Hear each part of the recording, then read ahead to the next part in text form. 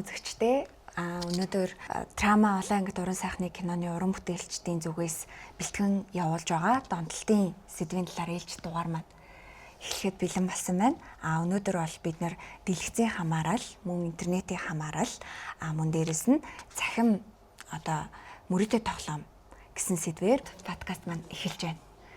За би миний бодлоор энэ 3 сэдвээ аваад ер нь бол интернет, дэлгэцийн донтолтын талаар бол сэтгэл зүйчтэй, мөрөдөө тоглоомын талаар бол яг шүүгчийн туслахтай ярил илүү зохимжтой юм болов уу гэж бодлоо. Тэгээ хэдүүлээ ямар ч тач хамгийн ихэнд хүн болгоны донтсон гэж миний хувьд бодож байгаа тэр сэдвээс эхлэе гэж бодож байна. Ер нь дэлгэцийн хамаарал, интернетийн донтолт таны хувьд хэр байна? Монголын нөхцөлд хэр байна гэж харж байна? Тэгэхээр бид нар бүгдээрээ мэдж байгаа тийм дэлгэцийн донтолт, интернет хэрэглээ гэдэг маань ямар өргөн хүрээтэй болсон бэлээ. Дээрээс нь нөгөө нас хүйс харгалцахгүйгээр ингээд болчлоо штэ. Тэгэхээр яг ганц манай улсад биш байх л та. Тэр төргийн нөгөө нэг хурдтай хөгжиж байгаа нийгэмд тийм ээ бид нар нөгөө нэг олон талт мэдээлэл хүлээж авах, энэ хөгжлийн үе шаттай хөл нийлүүлэн алхах гэд яалтчгүй энийг дэлгэц утас гэдэг зүйлийг бол хэрэглээндээ бол нэвтрүүлээд бас багахгүй хугацааг артаа үтлээ. Тэгэхээр энэ нь яагаад энэ донтолт гэдэг хэмжээнд хүрээд байна? Яагаад энэ төвшөнд яригадаад байна гэдэг дээр л хэдүүлээ жоохон фокуслах хэрэгтэй болов. Тэгээд донтолт гэдэг энэ онш яг ямар хэмжээнд хүрэхээр ер нь тавигдаад байгаа зүйл. Тэгэхээр эн чинь ер нь болоод бид нар өөрсдөө бид нар ч гэсэн мэдж байгаа те аав ээжүүд хүүхдүүдтэй хүртэл ингээл өгдөг те өөрснөө бас хэрэглээндээ хяналт тавьж чадахгүй байдаг. Тэгээд ерөнхийдөө ингээд мэдээллийн сувгаар аваад өөрснийгөө мэдээд байгаа хэрнээ бид нар бас нөгөө тэр хэрэглээгээ хязгаарлах тал дээр асуудалтай байгаад байдаг те. Тэгэхээр ер нь өөртөө хяналт тавиад ер нь ингээд өөргөө чеклээд үзэхэд өдөрт би 3-8 цагийг яг утсандаа зориулдаг. Дээрэс нь би нөгөө цаг хугацааг ингээд нөгөө хяналттайгаар зогсоохгүй нөгөө цагийн хязгааргүйгээр гэсэн үг тийм шүн ингээд унтахгүйгээр үзэх, нойрны цаг хэтэрсэн байхад уцаа үзэх. За тэгээд тэр уцаа тоглохгүй л болвол харахгүй л болвол нөгөө нэг амрах горимд тарах маань ингээд шилжихгүй байх. Тэгээд дээрэс нь бидний нөгөө нэг юм өдөр тутмын ажил тийм ээ энэ амьдралын энэ өдөр тутмын харилцаанд хит их хувь байр суурийг эзлээд байх гээд тэгээд дээрэс нь тест байдаг те. Тэрэн дээр юу байдг вэ гэхээр уцаа хэр их нөгөө байнгын ингээд нөгөө загварын шинжилж байна. Тэ? Шин загвар гарах тоол нь та аваад байна уу? Тэгээд утас чинь ингээд таны баг ингээд нэг хэсэг мэт болсон байт. Ингээд утасгүй гарахаараа ингээд хоосрлыг ингээд мэдэрдэг ч юм уу те. Ингээд нэг ингээд өөрийн нэг хэсгээ алдсан ч юм шиг ийм мэдрэмжийг авдаг ч юм уу. Яана тийм үү. Яг өөрийнхөө талаар сонсож байгаа юм шиг санагдаад явчлаа шүү. Тэгээд нөгөө ингээд харилцаанд орохоор би утасгүй гэд ингээд нөгөө бодцохоор ямар ч ингээд нөгөө би мэдээлэлгүй тэгээд нэг юм юучгүй юм шиг нэг ийм мэдрэмж ингээд төрөөд байдаг те. Магадгүй 0 арахад уртсан. Харин тэгээд нөгөө ямар ч шалтгаангүйгээр байн нөгөө утсаа шалгах те. Тэгээд дээрэс нь бид нар нөгөө амьд харилцаанаас илүү утсаар харилцаж байгаа тэр нөгөө интернет тэр цахим харилцаанд илүү ач холбогдлыг өгөх. Гээд ингээд нөгөө өөрийгөө ингээд идраар ингээд чеклж үзэхээр хэр олон шинж надад байна. Тэгэхээр та ер нь дэлгэцийн донтолтод та өртсөн байна л гэж авч үзээ да. Тэгэхээр бараг нийгмийн ихэнх хүмүүс тэгэхээр тийм байгаа. Тэгэхээр бид нар болж таарад байна те. Нийгмийн ихэнх хүмүүс донтолттой болчихсон. Тэгээд дээрэс нь бид нар хамгийн чухал нь бас яаж энийг нөгөө зөв зохистой бас нэг хэрэглээнд нь авч хэрэглэх вэ? Дээрэс нь нөгөө ялангуяа бага насны хүүхдүүд бас маш хэрэгжилж штэ тийм ээ. Тэгээ хүүхдүүдээсээ бас энэ дэлгэцийн донтолт гэдэг зүйлийн хор уршиг тийм ээ. Энэ хүүхдийн тарих мэдрэлийн системд яаж гэмтэл учруулдгийг тэгээ цаашлаад нөгөө нийгэмтэй харилцаа өөрийн үнэлэмж гэл ингээл бүх зүйлдэн сөргөөр нөлөөлж байгаа шүү. Тэгэхээр энийг бас маш сайн бид нар энэ хор хөнөөллийг одооноос сайн судлахгүй бол болохгүй л болчиход байна л та. Гэтэ нөгөө дэлгэцийн хамааралтай гэхээр яалтчгүй дэлгэцийн хамаарал нөгөө интернет маш том үүргийг гүйцэтгээд байдаг штеп. Интернет байхгүй бол бид нар магадгүй ийм дэлгэцийн донтолттой байхгүй ч байсан байж магадгүй тий. Тэгэхээр интернет донтолт гэхээр яг юу байх вэ? Дээрэс нь энэ нь сэтгэл зүйн донтолт байдгүй эсвэл зан авирын асуудал байдгүй гэсэн юм асуулт байна. Донтолтыг ер нь болохоор нөгөө сэтгцэд нөлөөлөх бодисын нэг бол зан үйлийн гэж ялгаад байгаа байхгүй юу? Бодис гэхээр нөгөө хэрэгэлдэг тийм ээ. Ийм төрөл бүрийн сэтгцэд нөлөөлөх бодисууд орчиж байгаа. Зан үйлийнх болохоор яг энэ бидний дэлгэцийн донтолттэй.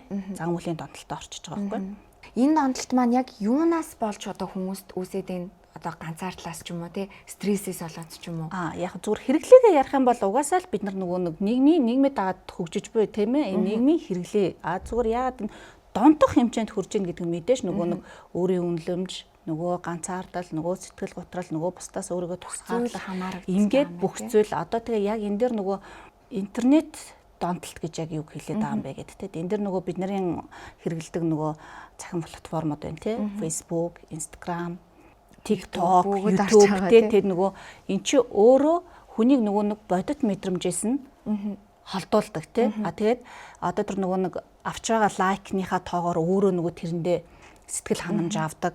Тэгээ нөгөө янз бүрийн төрөл бүрийн фильтр ашигладаг. Одоо тэргүүгээр өөрийгөө төсөөлж чадахгүй болчдөг. Ингээд нөгөө нэг амьд харилцаа, нийгэмтэй харилцаа зан үйлд нь ингээд ийм гажууд л үүсгэж байгаа. Одоо зүгээр яг миний хувьд бол ингээд нийт одоо интернет хэрэглэгчдийг хараад хахад ер нь ийм богинохон юмд айгуу дуртай болсон юм шиг санагдаад айгуу одоо суух дургуй ч юм уу урт юм үзээд сууж чаддгүй тэр нь ингээд одоо тэсгэл алдуулдаг дандаа богинохон рилс гүйлгдэг YouTube дээр ч гэсэн нэмэлтээр shorts гээд гараад ирсэн TikTok гээ гараад ирсэн дандаа ийм богинохон хэмжээний бичлэгүүд одоо постлогддог контентууд нийтлэгддэг болсон шүү дээ. Тэгэхээр одоо энэ нь эргүүлээд бид нарт илүү донтолт үүсгэж гин үү? Одоо илүү донтолт үүсгэж байгаа. Тийм тэр чинь нөгөө нэг богино хугацаанд асар олон одоо нөгөө мэдээллийг аваад тэгэл нөгөө нэг хүний анхаарал төвлөрөх чадвар тийм энэ бүхэнд нь ингээд одоо төвчээргүй л одоо болгочихж штэ. Тий. Тэгэхээр ер нь ингээд тэр асар олон мэдээллийг асар хурдан хугацаанд авч ийн гэдэг нь өөрөө нөгөө хүний тархинд нөгөө дофамин ялгаруулад байна тийм үү. Тэндээс одоо бид нар нөгөө нэг юм таашаал аваад байна шүү дээ. Тэгэхээр тарих яадгүй хэр тэрэндээ тасчиж байгаа. Тарих яг илүү хурдан бөгөөд илүү гоё л одоо нөгөө нэг тийм хүчтэй л таашаал авахыг хүсэн шүү дээ. Тэгэхээр илүү тэр нөгөө нэг урт хугацааны бичлэг үзээд суухаас илүү тэр тархинд таалагдаад байна тийм үү. Олон өнгө солигдоод, дүр солигдоод, ая солигдоод явах чинь өөрөө таалагдаад байна. Тэгэхээр тарих өөрөө тэргээл нэгч байгаа. Тэгэхээр бид нар хүссэн хүсээгүй нөгөө нэг таатай тухтай одоо яг тэр тархийн тийм хүсэж байгаа зүйлийг л өгөх гээд хүссэн хүсээгүй одоо энэ ухамсаргүйгээр одоо яалтчгүй ингээд нөлөөлөд эхэлчихэж байна л гэсэн. Энэ дэлгэцэн хамаарал интернетийн хамааралтай уялдаад мэдээж одоо нөгөө YouTube-ийн контентууд дээрэс нь Facebook дээр ч гэсэн одоо нөгөө контент бүтээгчд маань цахим гэмт хэргийг одоо сурталчлах ч юм уу тий цахим гэмт хэргийг илүү олон хүнд түгээж байгаа явдлуудыг их харагдаад байдаг байхгүй юу. Тэгээ энэ талаар цахим гэмт хэргийн талаар ер нь ярил. За мэдээж тэглэх яг за өнөөгийн нийгэм бол мэдээж техник технологи за интернет бол хурдцтай хөгжиж байна тийм ийм хэмбэрээрээ бол мэдээж гэмт хэрэг тасралтгүй гарч байна. За үүнтэй холбоотой яагаад бол за би ерөнхийдөө бол одоо гурлаа сая YouTube-ыг бас төлхөө ярьлаа шүү дээ тийм захим платформ. За захим платформ бас ингэж нэмэгдэж байгаатай холбоотой за YouTube руу бас одоо орчин үед их нэмэгддэг болсон байна. За влог хийдэг болсон байна. За мэдээж манай сэтгэл зүйчийн хэлдгээр бас өнд бол ямар ч насны хязгаар байхгүйгээр бүгдээрээ л үзэж штэ тий. За тэгээд сүүлд одоо жишээлбэл яг практик дээр аваад үзэхэд манай дүү нэг ютуберт айгуу дуртай. За тэрийгэ үздэг. За тэрийг ингээд хажуугаас ингээ хараа байж хахад хамгийн эхлээд одоо тухайн бичлэг эхлэхээс өмнө 1xbet-ийг сурчилж байгаа байхгүй юу. За энэ бол цахим мөрөөдөө тоглоомыг сурчилж байгаа бас нэг хэлбэр мөн. За 2025 оны буюу энэ оны 5 сард засгийн газраас цахим мөрөөдөө тоглоом бооцоод тавар гэх мэтлэн одоо тэ эдгээрийг бүхэлдэн хоригдсан тийм хуулийг санаачлаад за улсын хурлаас одоо тэрийг хэлэлцэн батлаад энэ онд 7 сарын 1-ээс эхлээд тухайн хууль маань хэрэгжиж эхэлсэн. За энэ бол зөрчлийн тухай хуулиар эрүүг хуулийн тусгай ингээд заасан байдаг. За эрүүг хилийн тусгай ангид бол бүр 2018, 2019 гэдэг ийм шинэ зүйлүүд бол нэмэгдсэн ба. За цахим мөрөөдөө тоглоом гэдэг маань за би сая өмнө дурдсанчлан те 1xbet. За энэ бол цахим мөрөөдөө тоглоомыг сурталчилж байна. За энийг бол насны хязгааргүй хүүхдүүд, хөгшин хүмүүс, одоо бидний үеийн залуучууд, аав ээж, ах эгч нар бүгдээрээ тэрийг одоо магадгүй бага насны хүүхдүүд 1xbet гэж юу юм бэ? За ийшээ нэг ороод үзье. За тухайн ютубер маань бол одоо тэрийг сурчлахдаа их гоёор сурчилж байгаа юм л да. За ийшээ ердөөл тэдэнд өрөөгөөд ингээд орно. За хариуд нь тоглоод ийм их мөнгө хочно гэд ингээд одоо тухайн хүний хүүхдээ одоо ухамсар бол за энэгээр би мөнгө олж болох юм байна. Би баг ажил хийх шаардлагагүй байна. За ийм ойлголт бол мэдээж хүмүүс аав штэ тий. За үүнээс аваад үзэхэд за цахим мөрөөдөө тоглоомыг сурталчилсан, уриалсан бол зөрчлийн тухай хуулиар бол хариуцлага оногдуулна. За цаашлаад цахим мөрөөдөө тоглоом. За мөрөөдөө тоглоом зохион байгуулсан, мөрөөдөө тоглоом тоглох газар байгуулсан ч юм уу те. Иймэрхүү тохиолдолд бол эрүүгийн хуулиараа бүр эрүүгийн хэрэг үүсгэнэ штэ. Эрүүгийн хуулиар хариуцлага хүлээлгэнэ гэсэн үг юм байна. Тэгээ ер нь одоо миний хувьд гэвэл миний эргэн тойронд одоо мөрөөдөө тоглоом за нэг дарчгүй. За одоо би бараг яана ингээд сонирхоод ингээ хараад яг ойлгохгүй л байгаа юм л та. Тэгээ ойлгож байгаа тоглоомод өө яадгийг наа чи яадгийг найз нь ингээд нэг тэдэнд хөрөг хийгээд ингээд нэг дараад үзэж идэх үү гэж би сонирхож исэн нэг удаа бол байгаа. А гэхдээ яг тийм донтохоор хэмжээний бол байгаагүй. Зүгээр тухайн үедээ яг хөвгчлөлтэй байгаа. Тэгээ би нэг 20,000 төгрөг хийгээд тэрийг ингээ алдаад дуссан байхгүй юу. Тэгээ за ийм юм байд юм байна гэд. Тэгэхээр яг яагаад одоо энэ мөрөөдөө тоглоомд хүмүүс ингээд өөрийгөө зүгээр татаад авчихгүй бүр илүү донтоод байна гэдгийг сэтгэл зүйн талаас тайлбарлавал. За. Тэгэхээр энэ дээр нөгөө бид нар ингээд ярахаар энэ яагаад мөрөөдөө тоглоом донтчин цаад сэтгэл зүйн шалтгаан нь юу байна гэхээр их нөгөө багаас эхэлж байгаа юм л та. Тэгэхээр ингээд бидний төсөөлөөгүй зүйлүүд хүртэл ингээд нөлөөлөгч хүчин зүйл энэ төр болцсон явж байгаа байхгүй. Тэгэхээр хүүхэд наснд бид нар бооцоотой мөрөөдөд тоглодог тийм ээ. Хүзэр эсвэл ингээл хүүхдүүд цагсаа тоглолт тэнд тоглоомд бооцоо тавьж штэ. Тэгэхээр хүүхэд тэндээс бооцоо тавьж тоглож болдгийм байна гэсэн нөгөө ойлголт, суур ойлголтыг тэндээс бас нэгт авч байна. За дээрэс нь гэр бүлийн уур амьсгал нөлөөлж байгаа юм. Одоо нөгөө үл хайхрах хүчээр хийлэлтэй, одоо эцэг эхийн хайр халамж дутуу тийм ээ. Ингээд нөгөө нэг энэ хүүхэд ганцаардсан гэд ингээд энэ гэр бүлийн тэр тухайн хүүхдийн өсөж байгаа орчин нөлөөлчихөж байгаа. За дээрэс нь бас төрөлхийн нөгөө серотонин даавар энэ нөгөө аз жаргалын даавар гормон гэж бид нар ярьдаг шүү дээ. Энэ бас нөгөө нэг төрөлхийн ийм баг ялгаруулдаг хүн гэж байдаг байхгүй. Тэгэхээр тэр хүмүүс бас нөгөө морито тоглоомд донтох нь бас илбэг байдаг. Тэг бас хувь хүний онцлог ба шүү дээ. Хүн ондоо байх нь. Тэгээд дээрэс нь тэр тоглоомонд хүн яадаг вөхөр өөрийгөө нөгөө нэг ялагч мэдрэмжийг авдаг. Одоо нөгөө нийгмээс авч чадахгүй байгаа мэдрэмжийг тэр тоглоом дотроос аваад байгаа байхгүй юу? Тийм ээ. За дээрэс нь бас тэрэнд асуудлаа би ингээ шийдээд байна гэж ойлгодог. Тэнд би нэг асуудал шийдээд байна шүү дээ. Гэтэл миний амьдрал дээр шийдэгдээгүй олон асуудал байгаа. Харин би тоглохороо асуудлыг шийдээд байдаг. Энэ яаж нөгөө хүнд бас таашаал өгч юм тийм ээ. За дээрэс нь бас нэг тоглоом орчин санхүүгийн асуудал яригадаад байгаа тий. Хэдийгээр эхний ээлжинд миний ойлгосноор тоглоомд нөгөө яалагч гэж бол байхгүй. Тэр нөгөө донтуулж байгаа л одоо нөгөө эхний ээлжинд ингээд санхүүгийнх нь хэрэгцээг хангаад байгаа юм шиг байжгаад дараа насар их алдагдлыг хүлээж асар их сэтгэл зүйн дарамтанд уналтанд оруулдаг юм аюултай, маш аюултай зүйл тий. Дээрэс нь өсвөр насны хүүхдүүд ялангуяа орох юм бол энэ чинь нөгөө бид түрүүний бас бид нар дугаар дээр ярьж байсан хүүхдийн нөгөө тарих энэ урд нөгөө нэг тарих ингээд хүний тарих нөгөө ингээл ханаасаа уршаа хөвчөж байгаа фронт лоб энэ нөгөө нэг хамгийн сүлд хөгжиж байгаа тийм ээ 25 нас хүртэл эн чинь ингэж хөгжиж явж идэг гэж ярьж байгаа.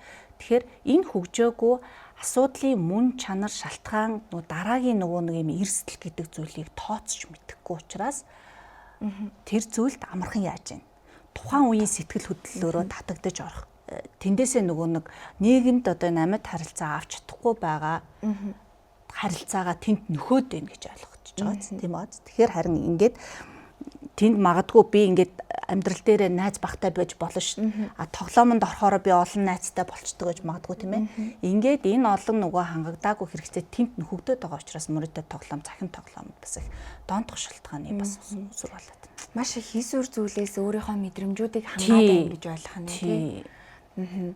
Одоо ингээд мөрөдөө тоглоомыг Монгол улсад бол харьцан гэж би хувьдаа ойлгоод байгаа. Тэнгүүд ингээд одоо эргэн тойрны маань хүмүүс ингээд тоглоод байгаа гэдгсэн шүү дээ. Тэр хүмүүс маань одоо яаж тоглоод би одоо найзуудаасаа ч юм уу яг эргэн тойрныхоо ажлынхаа хамтрагчдаас ч юм уу яг асуудаггүй л дээ. Яаж ингэж та тоглоод байгаа, яаж чи тоглоод байгаа гэж асууж байгаагүй. Тэнгүү тэр хүмүүс маань бас нэг аргаа олоод тоглоод байгааг ямар ч одоо аргаар зогсоох боломжгүй гэсэн үг. Одоо хуулийн хүрээнд. За тэгэхээр яг энэ бол маш гоё асуулт тийм. За ямар ч аргаар зогсоох боломжгүй юу гэж байна те. За энэ бол мэдээж одоо би сая дурдсан те. За хууль бол нэмэлт өөрчлөлт ороод ингээд шатаараатай бас те. Хуулийн хэлтийн байгууллага ингээд явж байна. За дээрэс нь одоо нөгөө интернет хурдцтай хөгжөөд байгаагийн хэрээр за VPN байдаг юм уу те. Өөр ямар одоо систем сүлжээ байдгийг ашиглаад одоо би бол тэрийг бас нэг бүрчлэн дуртаж мэдэхгүй л байна л да.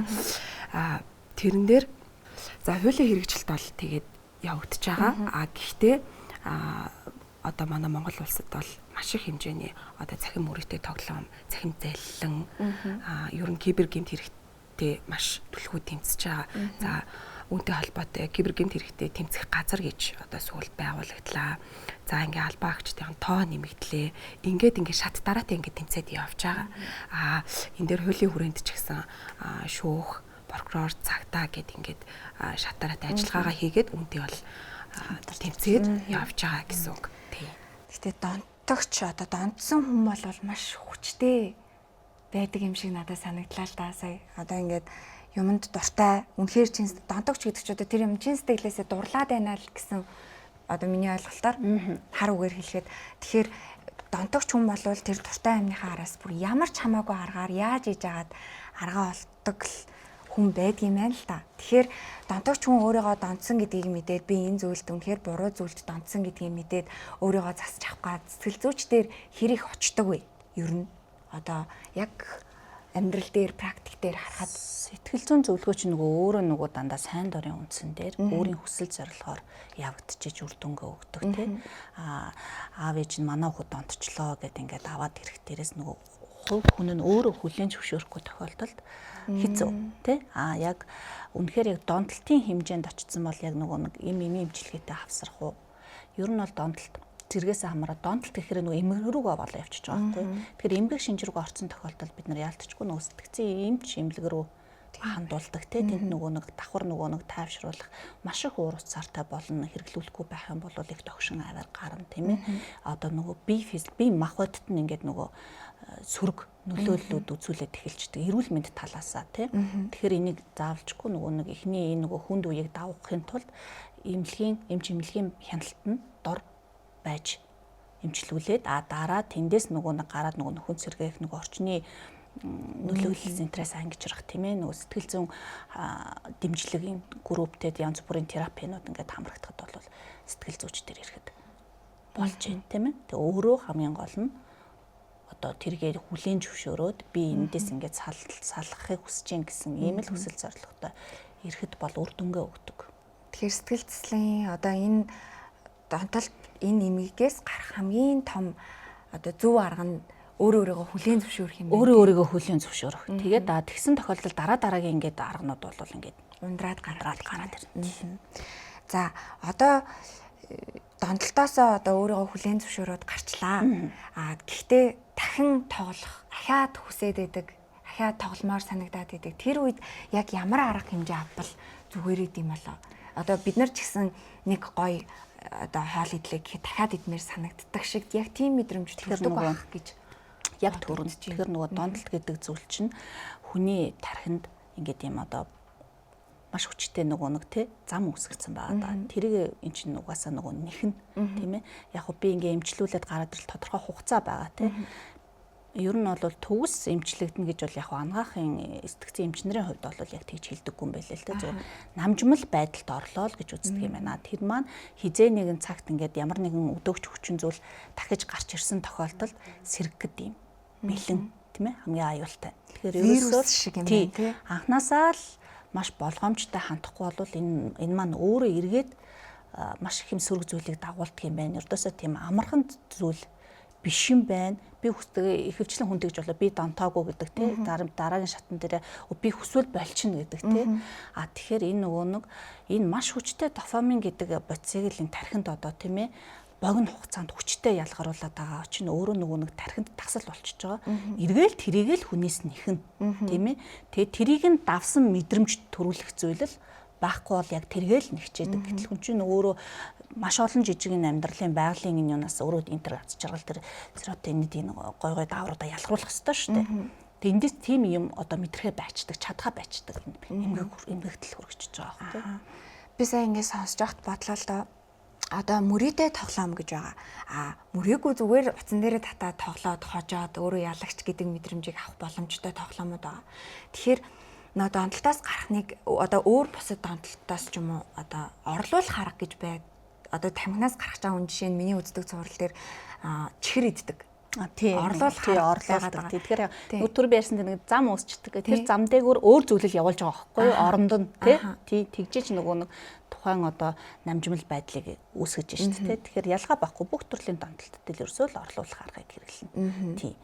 Гэтэ яг мөрөйтэй тоглосон тоглоогүй утсан дээр тоглож байгаа бол болвол ялгаа байхгүй л нөгөө дэлгэцийн тийм ээ тодон харин зөвөр мөрөйтэй чухам өөрт болоод бусдад учруулах хохирол нь өөрөө их тийм тэрүүгээрээ л ялгаатай. Тий яг л ингээл нөгөө орлуулах арга нөгөө CBT нөгөө майнд нөгөө эдрийг л бүгдийг хийн. Ингээл яг нөгөө энэ тэгээд өөрөө маш нөгөө нэг тууштай олон талын ингээд хамтарсан тэгээд урт хугацааны имчилгээ шаарддаг юм л маш бүр бодсноос илүү гүн тэгэхээр энэ донтолт байдаг юм байна тий. Донтолт гэдэг маань яг шаттай л байгаа л да тий. Гэхдээ одоо юу гэж ойлгох вэ? Бидний нөө зорилго тэр штэ тий. Та өөрөөгөө би донтоогүй гэж бодож гин үү? Эсвэл хүссэн үедээ л болчихно гэж бодож гин үү? Гэтэл яг та өөрөө одоо энэ тарих бие физиологиг бол тэгж удирдах боломжгүй байдаг юм аа. Тэгэхээр анханасаа л ямар нэгэн зүйлд маш болгоомжтой ханд цаад одоо тий хор уршгийг нь сайн тооцоол ялангуяа манай өсвөр насны хүүхдүүд залуучуудад бол энэ мессежийг л битгэд хүргэх зүйтэй байх те маш аюултай зүйл шүү те хүссэн үедээ гарчдаг тийм зүйл биш юм аа гэдгийг л ойлгуулмаар юм. Одоо энэ мөрөөдөө тоглоомноос гадна одоо Facebook дээр ингээл ухаж хахад янз янзын одоо тэд хоногийн зээл гаргана ингэн тэгнэ гэсэн комментууд айгүй их байдаг. Тэгээд тийшээ холбогдороо нэг бол ингээд линкүүд айгүй их ирдэг. Гэтэ би тэр линкийг яг дарж үзээгүй болохоор дотор нь ороод яг чухам юу байдгийг сайн мэдэхгүй л байна л да. Тэгээд одоо тэрэн дээр ямар арга хэмжээ авд юм бол одоо энэ цахим залиланд өртсөн хүмүүс ер нь хэр их байдаг бол одоо манай ээж жишээ нь та тэдэн сая төгрөг хоцсон байна. Тэдэн азтны нэг болсон байна. Та ийшээ дараад ороорой гэхэд ийм мессеж ирсэн. Би ингээ азтан болчих гээд надад хэлэхэд би хүртэл ингээ гайхаж байгаа байхгүй. Та ийм юмд итгэж байгаа мó гэд бүр ингээд гайхмаар. Тэнгүүд яг энэ залиланд хідээс хідэн насныхан өртөж гин. Дээрэс нь хідээс хідэн насныхан ийм залилыг хийгээд байна. Яг ямар хүмүүсийн толгойд яг ингэж зайлалж мөнгө олъё, ингэж амьдрий гэдэг бодол бас төрөөд идэг нэг сонирн байгаад идэг л та. За цахим залилан бол одоо бол маш их байдаг болсон. За ялангуяа Telegram, Viber, за түлхүү Facebook тий. За ингээд өөрөө сая хэлж штэ. За ингээд нэг линк тий хүн амт явууллаа. За та одоо магадгүй нөгөө гадуураад ийм цахим залилан бол маш их байдаг болсон. Telegram, за Telegram бол түлхүү байгаа нэгдүгээр, хоёрдугаар гэх юм бол ойр дотны хүнээс бас их залилдаг. За таны дугаарлууч нь тийм оронтой код очсон уу? Та над руу тэрийг явуулаад өгөөрэй. Би ингээд андуураад явуулчлаа ч гэдэм юм уу тий. За магадгүй нэг сошиал платформ ашигладаггүй хүн байдгийм үү? Тэрийг мэдгүй за гэд ингээд явуулцдаг. За ингээд цаашлаад цахим гэмтэр ингээд үлдэгдэх орчин нөхцөл бий болоод ингээд явчихдаг. За тэгэхээр энэс урьдчилан сэргийлэх арга гэх юм бол ерөөсөө л хүн бүр маш хянамгай байх хэрэгтэй. Ерөөсөө хууль байгаад байдаг. Хууль бол хэрэгжээд байдаг. Шүүх прокурор цагдаа бол ажиллагаагаа хийгээд байдаг, ажиллаа хийгээд байдаг, хяналтаа тавиад байдаг. Гэхдээ магадгүй нэг иргэн болт гэдэг хүн байлаа. Тэ тэр хүний гар утас руу бид нар очиод ингээд оролдож чадахгүй шүү дээ. Тэ тэр хүний юу үзэж байгааг бид нар мэдэхгүй. Тийм болохоор Telegram цахим заллингаас өөрсдөө л маш их сэргийлэх хэрэгтэй. Одоо орчин үед бол одоо угаасаа л хүн болгон бараг цахимаар ажиллаа хийдэг болсон цаг шүү дээ. Тэгэхээр ер нь бол цахим орчинд аялж байхдаа маш хянамгаал байх хэрэгтэй ерөөсөө. Тийм тэрийг л хэлж чинь. За тэгээд мэдгүй юм байхan бол бас мэддэг хүнээс нь асуух хэрэгтэй тий. Одоо жишээлбэл таны ээжид чинь тийм мессеж ирээл одоо би ингээ гайхсан гэж хэлж штэ тий. Ээж чинь зүгээс аваад үзэх юм бол тэр хүн бас итгэх нь бол өөрийнх нь эрхийн асуудал байгаа байхгүй. Өө яна би нэр юм азтан болцсон юм болов гэж бодож болно штэ хүн тий. За тийм болохоор энийг ингээ эргэн тойрныхандаа бас сайн хэлж байгаа хэрэгтэй. Одоо цагдаа газраас газрын хэвлэл мэдээллийн алтнаас бол бас иргэдтэй төлхөө ойр байгаад ингээд маш их мэдээлэл явуулдаг. За тэрийг бол Facebook ухаахтаа ч юм уу те нэг ганц 2 минут зарцуулаад тийшээ ороод үзчих хэрэгтэй. За тэгээд тэр мэдээлэлээ бас эргэн тойрныхандаа ингээд түгэж хэрэгтэй байхгүй юу? За ийм байд юм шүү ээжээ. Тэгэхээр наадах чинь та хараа тань руу мессеж ирэх юм бол итгэж болохгүй мэн. За ийм код ирэх юм бол та энийг хиний хүн рүү явуулахгүй мэн. Ийм линк байх юм бол линкэн дээр дарж орж болохгүй мэн гэх мэтчлээ. Бид нар өөрсдөө бас ингээд урьдчилан сэргийлэх боломжтой. За тэгээд цахим заллинг бол бас мэдээж насны хязгааргүй байгаа юм л да. За яг мэдээж бол учир зүггүй бага насны хүүхдүүд бол цахим заллин хийгээд байхгүй. Тэгэхээр насны хувьд бол юм байна. За хохирогчдны хувьд бол за жишээлбэл манай шүүхтэр одоо манай шүүгчдэр орж ирж байсан цахим заллин байна л да. За энэ дээр бол түлхүү орон нутгийн одоо арай 35-аас дээш насныхан ч гэх юм уу тий. Тиймэрхүү насны хүмүүс одоо жишээл хамгийн сүүлд за нэрийг хэлээд яг уу тэр дэлгүүрээс холбогдож байна. Та захиалга өгсөн үү? Лайв тэр үед би ингээд лайв хийжсэн хүн байна. Та захиалга өгсөн. Энэ данс руу ингээд мөнгө хийгээрээ за танилга хүргэлт чинь орон нутагт байсан ч хамаагүй 2-3 хоногийн дотор очнооч гэдэг юм уу тий. Ийм ингэж юу н заллаа явдаг. Тий. Одоо заллинд өгсөн одоо хохирогч маань цагдаагийн газар мэдэгдээд ингээд өргөдөл гаргаад ингээд эргээгээд одоо алдсан одоо хохирсон тэр одоо мөнгөөр хохирлоо гэж тод мөнгөийг эргүүлж өгдгийм болов эсвэл одоо манай ээж нэлээд хэдэн жилийн өмнө бас нэг хүнд мөнгө зээлээд тэгээд тэр нь шүүх хурал болоод нэлээд юм болж байгаад тэгээд мөнгө нь бол буцаж ирээгүй тэр хүн нь болохоор яг өөрийнхөө одоо шийтгэлийг аваад авсан байхгүй юу. Тэгэхээр одоо бол яадгийн бол ямар болсон юм бол одоо хохирсон мөнгө одоо эд хөрөнгийг буцааж олгодгийм болов яад юм бол за тэгэл за шүүхийн байгууллага бол за хүний зөрчигдсөн эрхийг сэргээх тий хамгаалах үйл ажиллагаа явуулдаг байгууллага. За тэрнийхээ чүүрэнд за хин нэг эрх зөрчигдлөө хохирлоо тий. За заллингийн тэргийн хохирогч боллоо гэж бодоход хууль заасан хугацаанд ажиллагаагаа хийн мэдээж за тэгээд тэр хүний эрх зөрчигдөөд нь штэ тий. Тэр хүн хохироод байгаа байхгүй. Тэгэхээр тэр хүний хохирлыг бол гаргуулах ажиллагаа мэдээж хийгдэнэ. Тий. Гэтэ энэ болтол бас шатараатай ажиллагаа маш их явагдана. За ард иргэдийн зүгээс бол мэдээж ингэж орж ирдэг л тий. За шүүх хурал болтол айгүй худлаа. Би ингээд ийм цахим гэмт хэрэг ингээ хохирогч болцсон. За магадгүй хэдэн төгрөгийн ч байдیں۔ Тий хохирогч болцоо. Би тэр ингээ мөнгө барагдуулж авмаар байна. Би цагдаагийн байгууллагаар зөндөө явлаа. Прокурор зөндөө явлаа. Ингээ эцэст нь ингээ шүүхтэр ирлээ. Шүүх хурал хийзээ болох юм байж гэдэг юм уу тий. Маш их ингээ бухимдалтай байдаг. За хүн болгон яг эрх зүйн бидлэгтэй байх албагүй л дээ. Гэхдээ шүүх прокурор цагдаа бол хууль заасан хугацаанд бүх ажиллагаагаа ингээ хийгээ явуулж байгаа. За шүүхийн шатанд ирж байгаа хэрэг бол за прокуророос боогод орж ирж байгаа хэрэг одоо тэр хавц тэрийн хүрээнд нэг нотлох баримт цуглуулсан байгаа шүү дээ тий. Тэр хүрээнд одоо хэрэгээ шийддэг. За үнэхээр тэр хүнгийн буруутай гэмтрүүлсэнгийн буруутай байх юм бол за тэр гэмт хэргийн улмаас хохирсон хохирогч байх юм бол тэр хохирогчийн эрхийг бол сэргээх ажиллагаа бол угаасаа хийгдэн хууль зааснараа тий.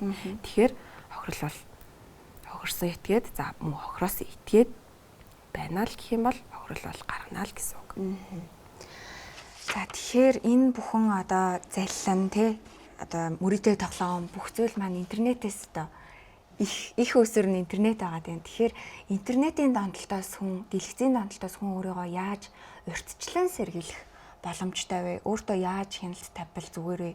Ямар нэгэн тийм одоо гэрийн одоо өөрийнхөө хэмжээнд хийх арга хэмжээ байвал байдаг уу? Тэгэхээр одоо нэг за ямар ч байсан бид нар бол хүүхдийнхээ хэрэглээг хязгаарлал хүүхдээсээ эхлүүл зүгээр баг тийм ээ.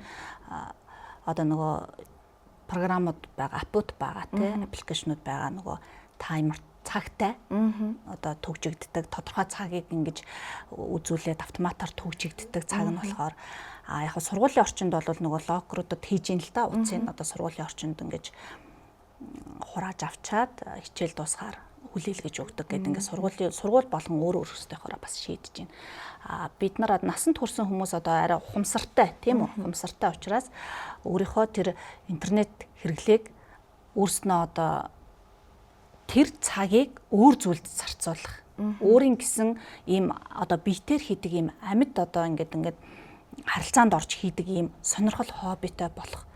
Тэгээд дээрэс нь нөгөө эрүүл хэв маяг л гэж яриад байгаа тий. Одоо алхах, найз нөхдөдтэйгээ уулзах, сонирхол хоббигоороо бүлэгт элсэх, тэрүүгээрээ ингээд янз бүрийн арга хэмжээнд хамрагдах, гих мэтчлэн одоо гэртээ болол одоо тэр интернетээ тодорхой цагт асааж унтраадаг байх тийм ээ. Зарим хүмүүс бол нөгөө ухаал уцснаас татгалздаг штэ. Юу ордоггүй, интернет ордоггүй тийм ээ. Энд чинь өөртөө авж байгаа арга хэмжээ бай тийм үү. Дээрээс нь тэрийг гэр бүлийнхээ хүрээнд нэг аягүй сайн дэмжих нь чухал бас. Тэгэд өөрийн нөгөө хүрээлэл гэж байна шүү дээ. Ажлын хамт олон найз нөхөд те. Ойр тойрны хүрээлэлээ бас их ингээд одоо нөлөөлөл үзүүлж тэндээ бас ингэж хоорондоо ярилцаж хамтаараа ингэж нэгнийгээ дэмжиж ингэж нөгөө интернет хэрэглээг нь бас ухамсартайгаар зохицуулах юм аргууд байдаг шүү.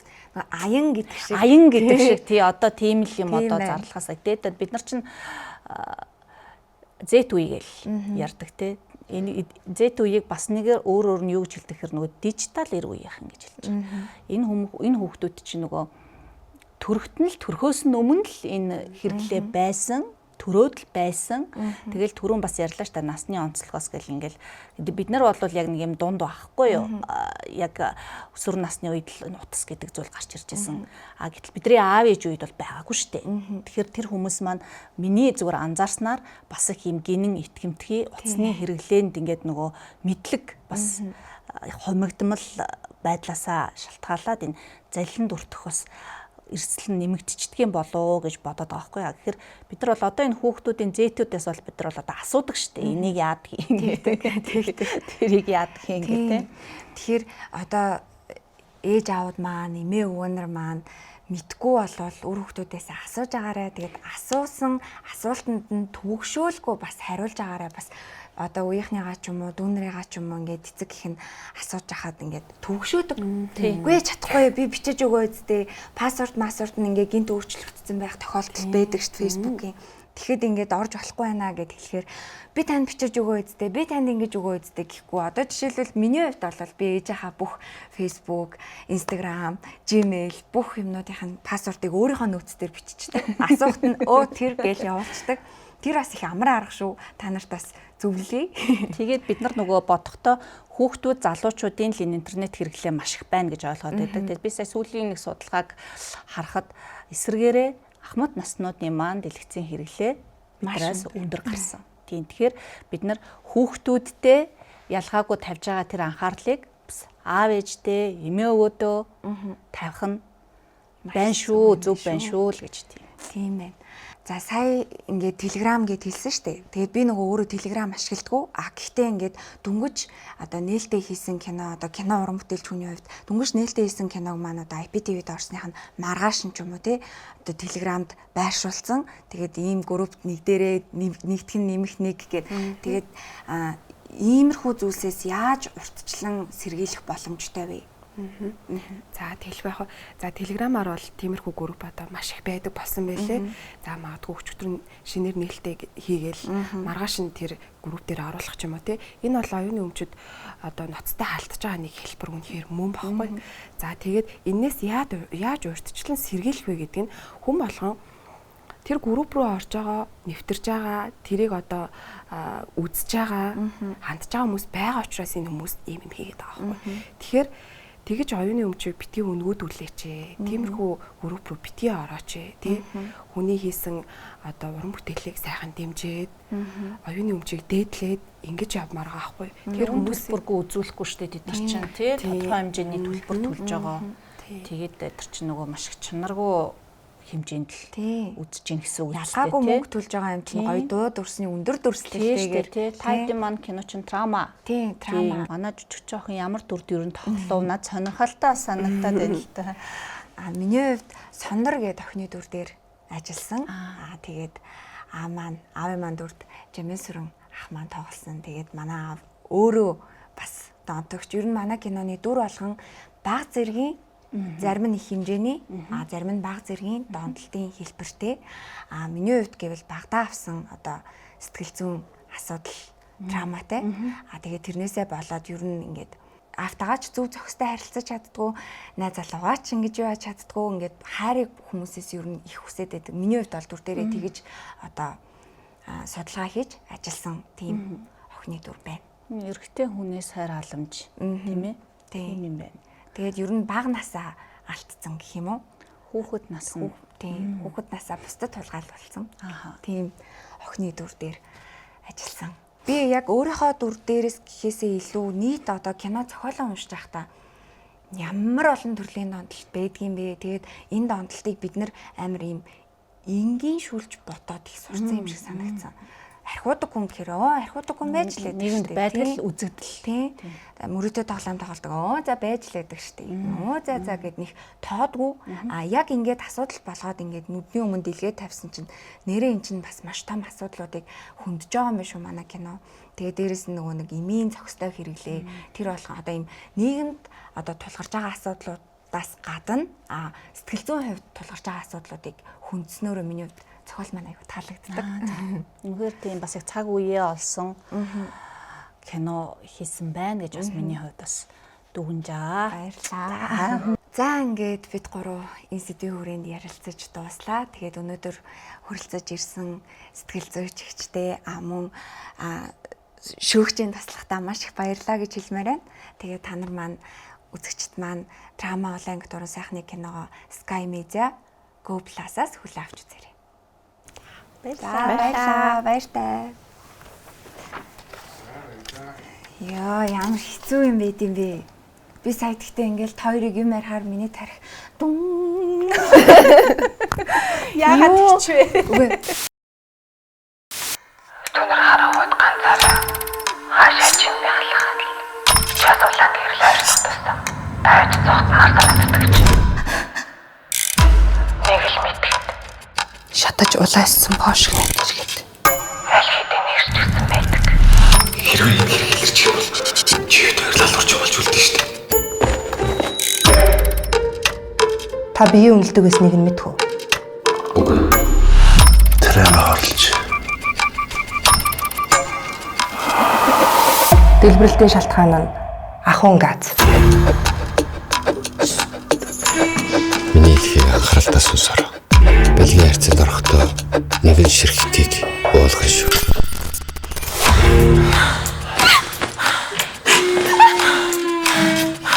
Тэгт миний хүүтэй холбоотойгох гэж оролцох юм бол аль шүү. Алууч. Манай сэтгэл зүйн төвийг зорж ирсэн. Би юу донтогч. Та ямар төрлийн хандлагатай?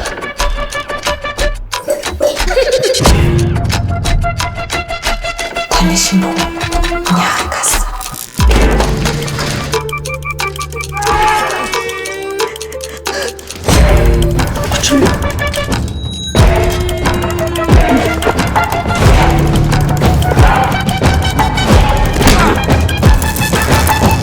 Чи бороогүй. Тэр болов.